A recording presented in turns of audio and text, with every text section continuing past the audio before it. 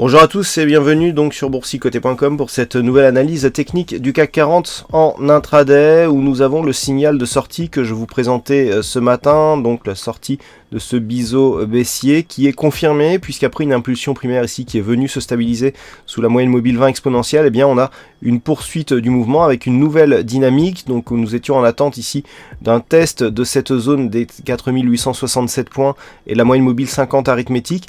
Ces deux zones ont été cassées à la hausse et on est en train d'imprimer ici un début de retournement et de dynamique haussière sur l'unité de temps H4. Sur le M15, nous avons une confirmation de cette dynamique, puisqu'après ici une phase de stabilisation, on a bien la cassure qui intervient, le retour de la dynamique. On vient ici donc légèrement hésiter juste avant d'attaquer ici la zone des 4867 et ici c'est très net, on a la zone de résistance là, on vient ici marquer l'accélération avec une petite phase de surachat temporaire. On revient ici à proximité de l'ancienne résistance comme zone de support et on se stabilise. On est toujours sur une dynamique largement haussière. Vous voyez comment depuis ici que nous avons impulsé la première dynamique, on n'est plus du tout revenu sur les moyennes mobiles 20 exponentielles.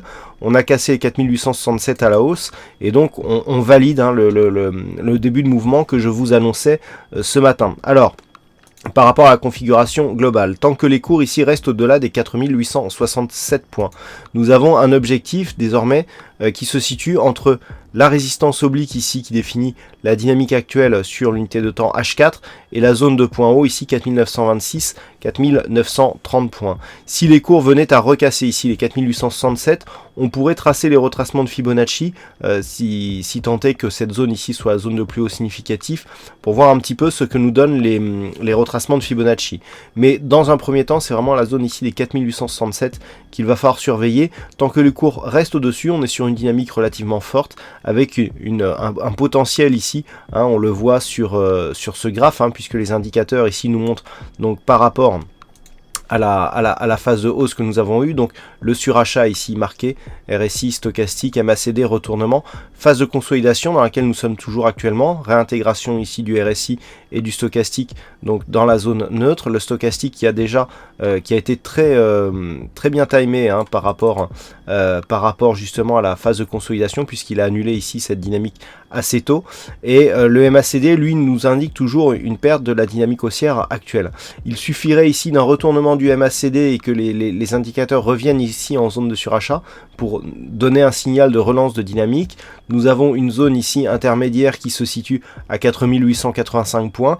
Dès que dans l'éventualité où nous passerions ici ce mouvement, eh bien on repartirait ici dans une dynamique donc à l'assaut des 4900, allez on va dire 4915, entre 4915 et 4930 points.